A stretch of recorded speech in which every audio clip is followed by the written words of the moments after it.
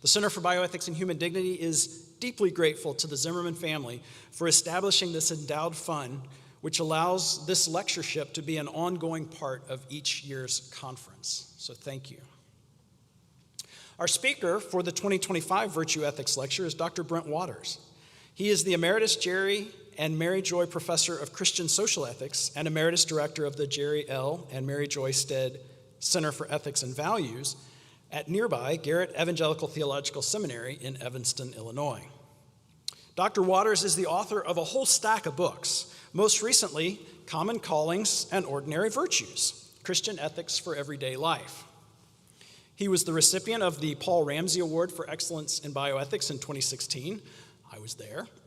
He holds a BA from the University of the Redlands, an MDiv and DMin from the School of Theology at Claremont, and a DPhil from the University of Oxford. Clearly, Dr. Waters is a highly accomplished scholar. And as you'll see tonight, and if you get the chance to talk with him over the weekend, he's also one of the most down-to-earth academics you're likely ever to encounter. Please welcome Dr. Brent Waters.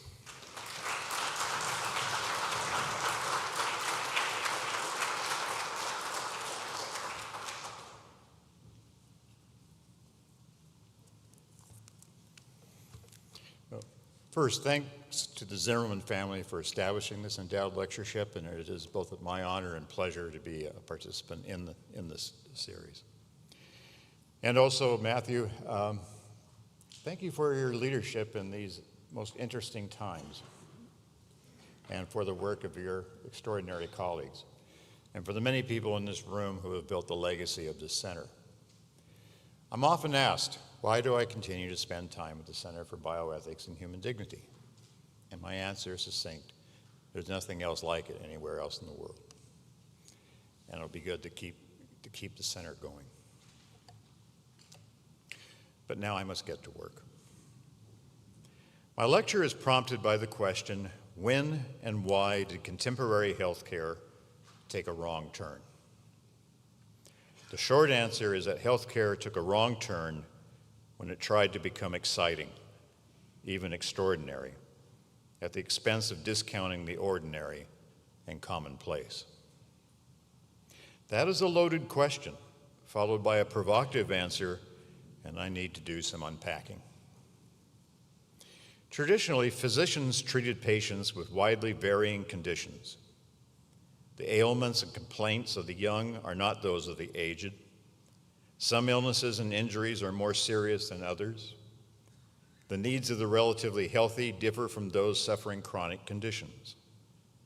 And most often, care was the only thing a doctor could provide, for historically reliable cures were never on offer. Physicians helped their patients deal with the challenges and limits of their finite and ultimately mortal bodies. Consequently, medical care was a mundane activity, focused predominantly on the commonplace aches, pains, and indelicate discomforts of daily living. Plato mocked the physicians of his day for spending too much time with individuals who were, quote, full of discharges and wind like emissions from a swamp. The work of a doctor was routine, even boring most of the time. Throughout roughly the latter half of the 20th century, however, incredible advances were made in diagnostic, preventive, and therapeutic techniques. The internal workings of bodies were revealed with ever greater clarity. Effective inoculations, antibiotics, and a host of other medications were developed. New surgical techniques became more prominent and precise. Worn-out hips, knees, and even hearts could be replaced. And sophisticated prosthetics helped restore the mobility and dexterity of the disabled. Procreation was subjected to greater control through technologies monitoring pregnancies, testing embryos and fetuses, and overcoming infertility. And the best is yet to come, we are told. Technologies are being designed that will extend longevity and enhance physical and cognitive capabilities, ultimately increasing the overall happiness of our world. Haphazard natural selection will, to a large extent, be replaced by human ingenuity, design, and management. It is not an overstatement to say that late modern medical advances have been and continue to be breathtaking. There is no reason to deny that much pain and suffering has been prevented or alleviated. And it would be hypocritical on my part to denigrate these advances, for without many of them, I would not be alive today. I give credit where credit is due. Nevertheless, it is with these advances that healthcare took its wrong turn. Why? Because physicians could increasingly cure rather than care, and curing is much more exciting than caring. This excitement is understandable. Enabling a patient to overcome an illness, injury, or disability is certainly a wonderful good outcome, and it is not to be disparaged. Yet in this fixation on this and celebration of outcomes, something is lost. The loss should not be surprising, for progress is never free. There is a cost.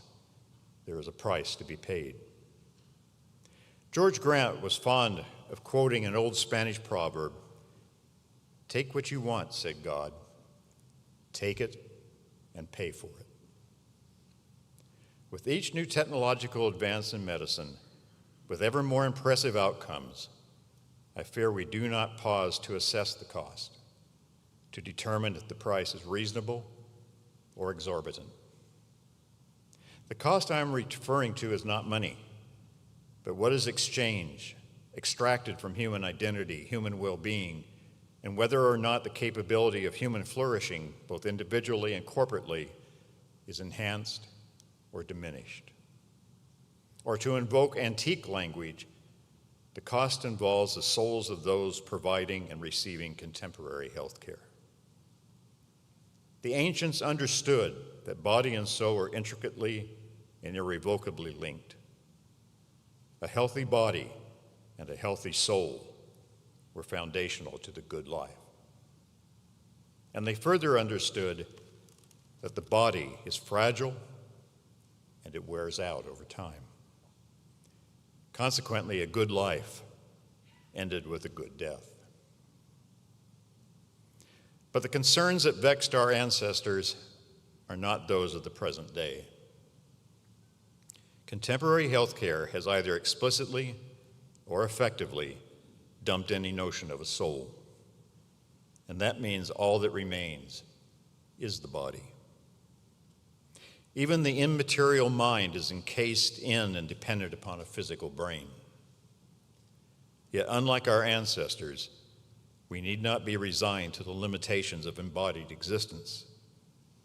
Treatments are on the way to enhance strength, dexterity, and immune systems, even mental capabilities, to maintain one's health and improve one's well-being. The prospect of extended longevity is also being proffered, and not adding years of insufferable dotage, but extra time to pursue active and energetic lifestyles. Mortality itself may even be a target. Living virtually forever is no longer the cherished fantasy of transhumanists. The sentiment is slowly but steadily creeping into the literature of mainstream medicine and bioethics. The idea is captured succinctly in the declaration that aging is a disease.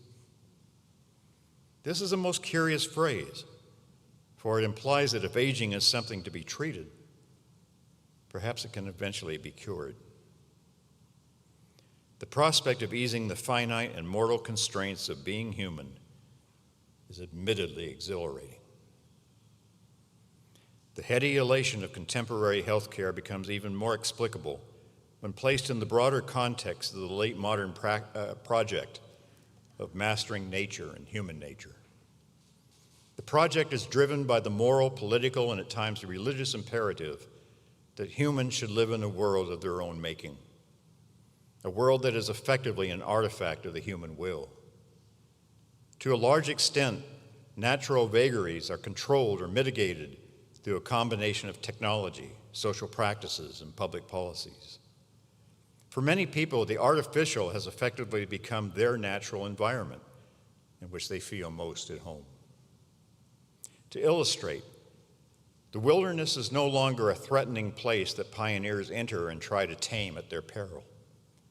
Wilderness is now a managed area that is permitted to remain wild and protected from unwanted human encroachment. Human nature, however, has proven to be more resistant to willful control.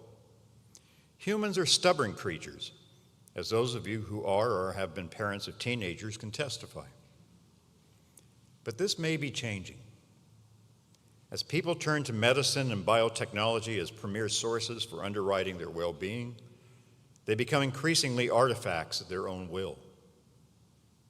Medicine is an invaluable instrument for reshaping human nature and asserting the will, a principal means enabling late moderns to will themselves into the creatures they wish to become.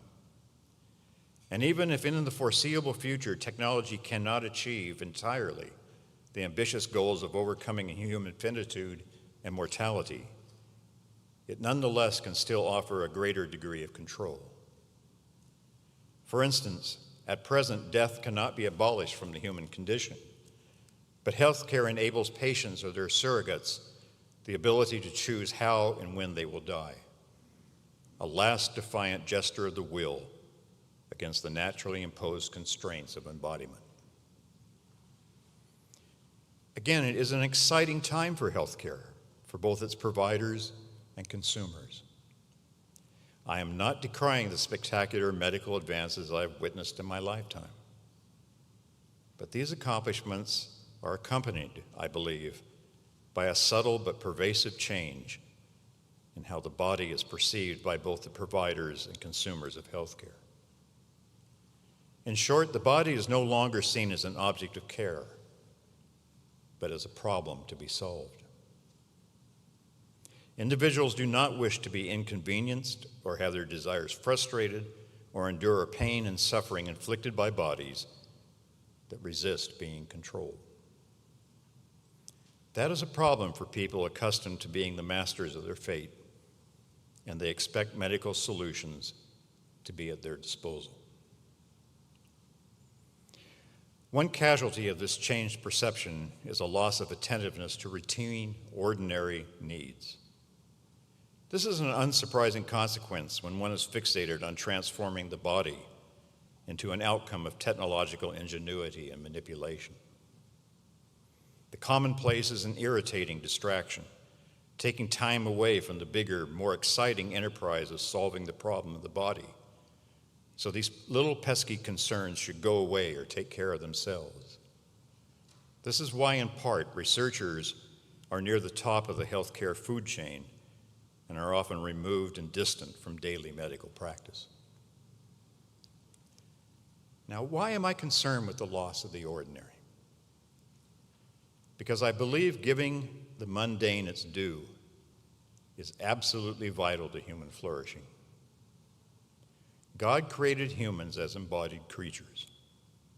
Consequently, you and I must tend to countless daily necessities, such as eating, resting, shelter, healthcare, and the like.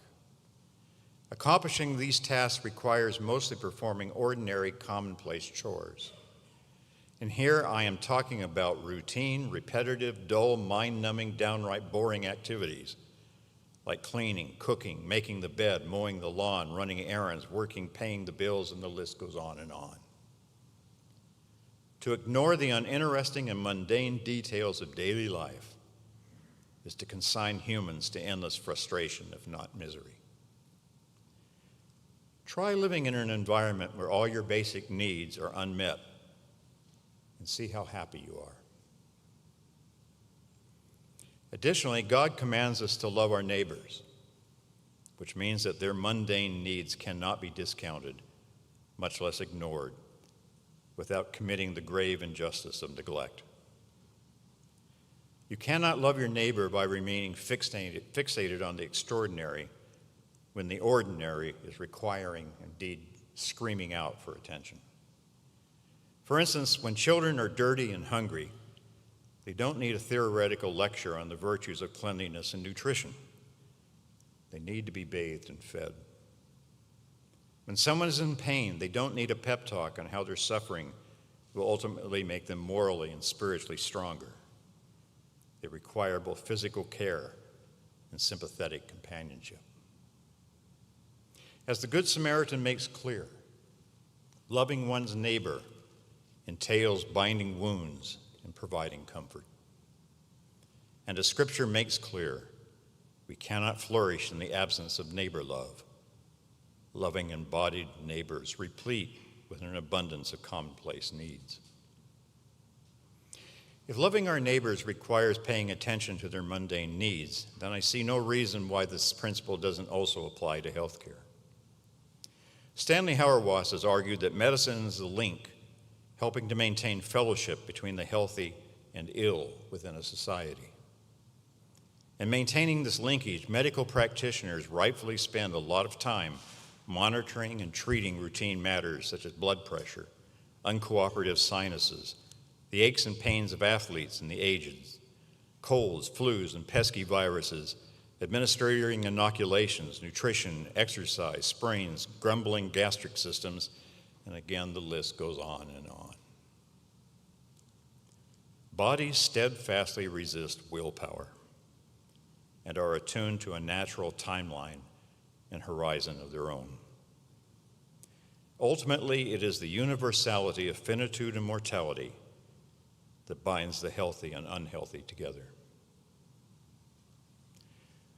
Moreover, this link is not solely a matter of technical prowess. It is also morally and religiously significant, perhaps even crucial. How this linkage between the healthy and unhealthy is perceived and maintained is thereby terribly important.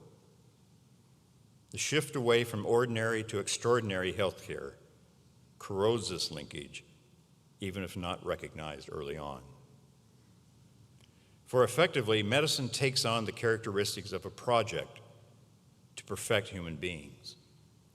And those unable to participate or benefit from the envisioned perfection are effectively ignored, becoming, so to speak, damaged goods. This is why, again, in part, the preventive measures of genetic screening, fetal monitoring, and therapeutic abortion at the beginning of life, and withholding treatments, assisted suicide, and euthanasia at the end of life are gaining notoriety. I try not to be alarmist. Too much pseudo-apocalyptic rhetoric is in the air these days. Yet I fear that in healthcare's shift from the ordinary to the extraordinary, in its unacknowledged quest for perfection, we may be entering a dangerous place. In his book, The Perfectibility of Man, John Passmore traces several historical attempts at perfecting humans, however variously that perfection that they sought was defined. The end is always ends, each of these projects, in tyranny and unspeakable violence. I am not confident that this latest quest will end any differently. Before we go too far down this path, I think it might prove helpful to recall St. Augustine's admonition that humans are bound together through bonds of imperfection. And ignoring and failing to embrace these bonds means that any prospect of flourishing as individuals and communities will elude us. If my fear is at all plausible, what should we do? I am not smart enough to offer a comprehensive, surefire plan or countermeasure, but I can suggest a place to start. Recovering a set of virtues for both healthcare providers and recipients. I'm using the term virtue to refer to a quality of excellence in a given thing. An excellent hammer, for example, is one that drives nails effectively. An excellent carpenter is one who has mastered the arts of woodworking.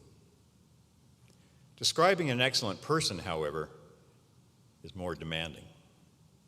And over the past 3 millennia, a lot of ink has been spilled trying to define human excellence, and thereby the ideally virtuous person. But roughly, a consensus has been reached that a virtue is a mean between the extremes of deficit or excess. These extremes are also known as vices. For example, an excellent warrior will not flee at the first sight of an enemy, the vice of cowardice, or charge in with little knowledge of the enemy's strength, the vice of recklessness. Rather, the virtue of courage, which in addition to facing the enemy, includes sizing up the situation and exercising appropriate judgment and action. How is virtue mastered? Through repetitious practice and painstaking training, so that the virtue in question becomes a habit. For the virtues are only effective when they are habituated, becoming a second nature, so to speak. For a virtue is not only action, something we do, but also who we become, a state of being. To return to our warrior, when on the battlefield, he does not calculate whether or not he should be courageous. Rather, he is the courageous warrior, the person of courage who responds as such out of habit. It's just who he is. A broadly Aristotelian and Thomistic tradition has produced an extensive literature on virtue. Within this framework, there is customarily the four cardinal virtues of prudence, justice, fortitude, and temperance, and three theological virtues of faith, hope, and love. Prudence is the premier cardinal virtue, foundational to all other virtues in a virtuous life. To be prudent essentially means doing the right thing for the right reasons. We cannot be good or just people without making prudential judgments.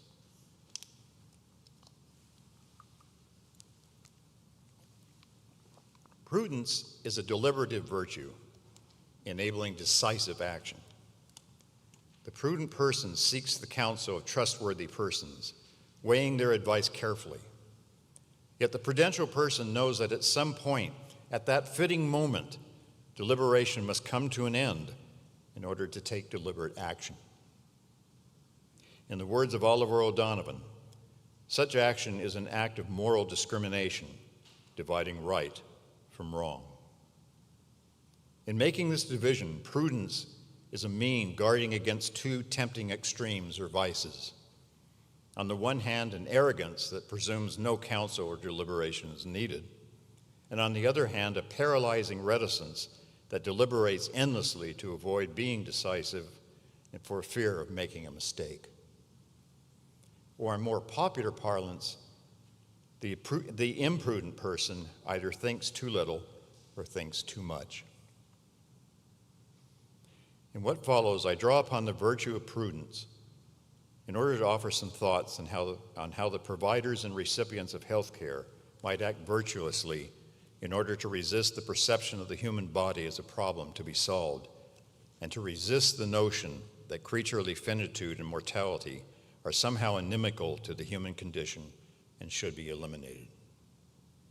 I also borrow heavily from the theological virtue of love, particularly neighbor love.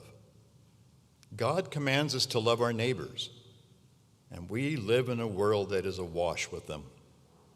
Some of our neighbors are friends, and many more are strangers.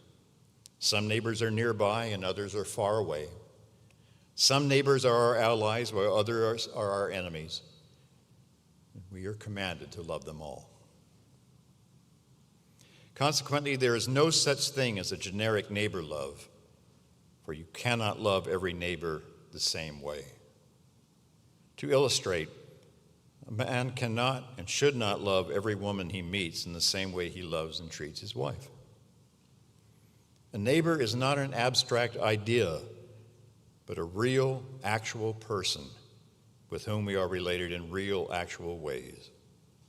Friends and strangers differ, and we must love them as such and treat them appropriately. Healthcare professionals and patients are neighbors, bound together by one of those bonds of imperfection that pervades the human condition.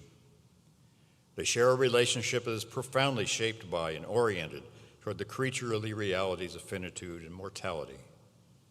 The pervasiveness of these realities are at times overt and always tacit, acknowledged in the provision and reception of medical care. Spending time in a healthcare facility reminds that human bodies are vulnerable, requiring monitoring and repairing as needed, the care of physicians, nurses, and technicians. The vulnerabilities of embodied creatures reinforce Paul Ramsey's insistence that patients are first and foremost persons, individuals to be seen through the lens of love and treated prudentially as neighbors in need. How might the virtues of prudence and love guide the delivery and reception of health care? I suggest that together they can fashion a sense of humility for both physician and patient. By humility, I don't mean modesty or diffidence. Rather, what I have in mind is wisdom combined with realistic expectations, the sobriety of prudential judgment along with compassion and benevolence. For healthcare providers, humility requires refraining from promising what cannot be delivered. Every disease cannot be prevented. Every illness and injury cannot be cured. Physical and cognitive performance cannot be radically enhanced. Longevity cannot be extended indefinitely. Not all suffering can be eluded, and there are no guarantees of a peaceful death. To be clear, these promises are more often implied than overt, but they nonetheless have a corrosive impact on medical practice. New medical technology and treatments are developed and deployed, designed to overcome the constraints of embodiment. But offering health care as the solution to the problem of the body means either assuming that eventually finitude and mortality can be overcome or at least ignored. At worst, medical professionals are unwittingly falling prey to the transhumanist belief that technology can ultimately save us from our bodies. I think it likely that such confidence will prove delusional. But even if true, then ironically healthcare becomes dedicated to annihilating humans in order to make them better than human. The wrong turn arrives at its destination. Medicine, however, is at its best when it deals with the thing as it is rather than indulging flights of fancy. Such health care does not try to either overcome or ignore the finitude and mortality of embodied persons. It makes the prudential judgments and loving responses to neighbors in particular need, exemplifying a humility which recognizes that there comes a time in every illness, injury, or simply the failings of an aging body when no cure is available and only care is required, given, and received. This is not a failure of medical practice, for it is not a technique of problem solving. Rather, healthcare entails a relationship among doctors, nurses, and patients, a bond among neighbors. And in those moments of giving and receiving care, we inevitably are led back to a host of common and ordinary needs of embodied persons. In a complementary manner, patients should also be guided by humility, prompting a realistic expectations of what medicine can reasonably deliver. Patients should remember that they are first and foremost finite human beings and not consumers of healthcare services who can demand and receive whatever they want. They do not or ought not turn to healthcare providers as the wish fulfillment industry. Patients should not expect, much less demand, that every ailment will be cured as quickly as possible. Older people, such as me, should not expect, much less demand, that aging be slowed, reversed, or most preposterously cured. As difficult as it may be, patients must, to the best of their ability, practice and habituate the virtues of prudence and courage in coming to terms with bodies that will inevitably at some point fail them. And they need as well to graciously accept the care of neighbors who happen to be doctors and nurses. There is a time when it is more blessed to receive than to give. This care most often involves the most mundane physical features of being human. This was brought home to me while spending nearly a month in the hospital. I almost never tell personal stories in a lecture, but I'm going to break my rule this evening and share a few episodes from my sojourn in the hospital because I think it is pertinent. I spent 9 days in the ICU, 5 of them on a ventilator. My condition was serious. I didn't know it at the time, but they were preparing my wife to be a widow. Obviously, I survived, but I had lost 45 pounds and my muscles had atrophied badly. I spent the next 3 weeks in acute physical rehab and the following 12 weeks in outpatient physical therapy. I am perfectly willing to give my doctors credit for pulling me through. They worked diligently to preserve my life, and I am much obliged for their skills and expertise. But they were a bit like Melchizedek. They would float into my room from I know not where, pause, and then float away again to where I know not where. It was the nurses and therapists who were there day in and day out, and they were helping me accomplish the most ordinary things you can imagine. They helped me drink a glass of water, get to the bathroom. They helped me relearn how to walk, climb stairs, move things around, how to get dressed on my own, cook a meal in the kitchen without setting the room on fire or injuring myself. After all, almost any cooking tool or utensil is potentially lethal. The kitchen is a dangerous place. I even had to be taught how to feed myself again, and I was given a helpful reminder early on: food to face, not face to food. Day after day, I had to relearn the basic physical skills required for living in a material world. And it took a lot of time, practice, and assistance. It was a humbling experience for 2 reasons. First, I was utterly dependent upon others, at the mercy of strangers. If it had not been for their skillfulness and good graces, what would I have done? I suppose I had always assumed that I was the master of my fate and took my independence for granted. But while flat on my back, I realized these assumptions were, if not false, at least tenuous. I had unconsciously lived by the fiction that I don't need other people. I can avoid the inconvenient encumbrance of neighbors. But that fiction was now in tatters. My ill body reminded me that I cannot and should not try to escape the imperfect bonds I share with other human beings. Second, I discovered that because of my career, I had spent almost all of my adult life living in my head. Thinking without the physical constraints of reality was what I did with great joy and zeal. Hannah Arendt once observed that the great temptation of the intellectual was, if he did not like the world he lived in, he could create a better one in his head and spend his time there. I succumbed to that temptation. But a prolonged stay in the hospital is, to say the least, a reality check. A jolting reminder that I live in my body as much, probably more, than in my mind. And I now think about bioethics differently.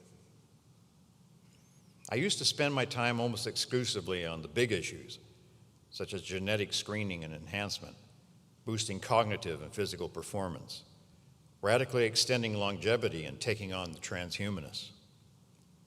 To be clear, these and a host of other issues are important moral concerns, and we need to assess them in a disciplined and sustained manner.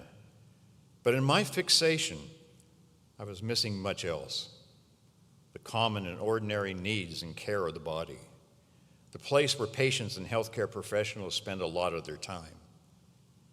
And more expansively, I was ignoring the common and ordinary patterns of daily life, where I actually spend most of my time. To ignore the mundane is to run the risk of making the formation of virtue virtually impossible. Prudence is reduced to policy, and neighbor love diminished to charitable contributions. Again, there is nothing inherently wrong with policies and contributions, but they are not adequate substitutes for a life of virtue, because shaping a virtuous life requires the boring routine of daily practice in order to form habits. The mundane is important, requiring our attention, for it shapes who we are and who we become. I started paying more attention to the routine patterns of daily living, of where and how I actually live. The mundane is terribly important, perhaps crucial, for how we see the world both morally and theologically. During my prolonged hospital stay, I also learned something about gratitude. I was grateful for those mysterious doctors who stared at screens, whispered to the nurses, and somehow brought me back from the edge of the abyss. I was, of course, thankful for those nurses and therapists who helped make my body functional again, and for their patience, because I am admittedly not a very good patient. On my last day in the hospital, I walked with my therapist back to ICU to thank them for keeping me alive. They seemed surprised to see me again. I mention this anecdote not to commend my behavior, but simply to acknowledge that I later found out that those working in the ICU see a lot of death and misery, but seldomly their successes. That is unfortunate, for their day in and day out work matters, and the beneficiaries of their work need to express their gratitude. I was also profoundly grateful for the love and support of friends and family. The little things mattered a lot. The visits, phone calls, gentle touches, even the sappy get well cards. In short, I was grateful that God had entrusted me with the gift of life in all of its ordinary splendor. A much more eloquent account of gratitude is offered by Wallace Stegner in his last novel, Crossing to Safety. It is a story about two married couples who are the best of friends. Sid and Charity have a long and somewhat tempestuous marriage in which she has asserted nearly total control over her husband and large brood of children. Larry and Sally have also shared a long marriage, but early on she contracted polio, and Larry has devoted himself to caring for his crippled wife. At the end of the story, Charity is dying of cancer, and she calls together her friends and family to be with her during her last few days. Yet Charity closes Sid out, despite his protest, preferring the company of her daughters and Sally. Out of frustration and embittered compliance to his wife's final command, Sid tells Larry that he takes pleasure in seeing that Larry is equally addicted to and dependent on his wife as he is, and that neither could possibly be, quote, unchained. Larry admits to himself that this is true. But what Sid doesn't understand is that my chains are not changed. That over the years, Sally's crippling has been a rueful blessing. It has made her more than she was. It has let her give me more than she ever would have been able to give me healthy. It has taught me at least the alphabet of gratitude. What Sid perceives as chains are the bonds of imperfection that bind finite and moral beings together.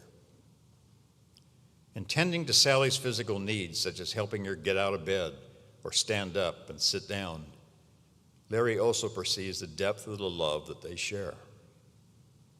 Because caring is not always or even often a one-way street, but an exchange. Giving and receiving care is reciprocal, exposing the reciprocity that binds us together, and also the depth of one's own life within that shared bond. The alphabet of gratitude. We learn and master it in part through healthcare, In giving and receiving care, we learn it more broadly in the patterns of daily, commonplace living. Gratitude expresses, I believe, the habituation of prudence and neighbor love. These virtues should exemplify the provision and reception of medical care, and again, more broadly, be foundational to the common callings and ordinary virtues of our life together with neighbors. I don't think we can flourish as human creatures in the absence of gratitude.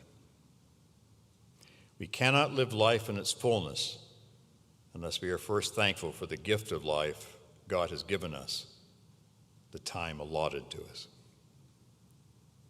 And medicine, at its mundane best, should inspire us, help us to recognize and read the alphabet of gratitude. It is a most important task that, alas, bioethics has too often discounted or even ignored, for it lies at the heart of a life well lived. A few days before he died, Sir Roger Scruton wrote, "Coming close to death, you begin to know what life means, and what it means is gratitude." I know of no more fitting benediction for what I am trying to convey in this lecture, so I will stop now. Thank you.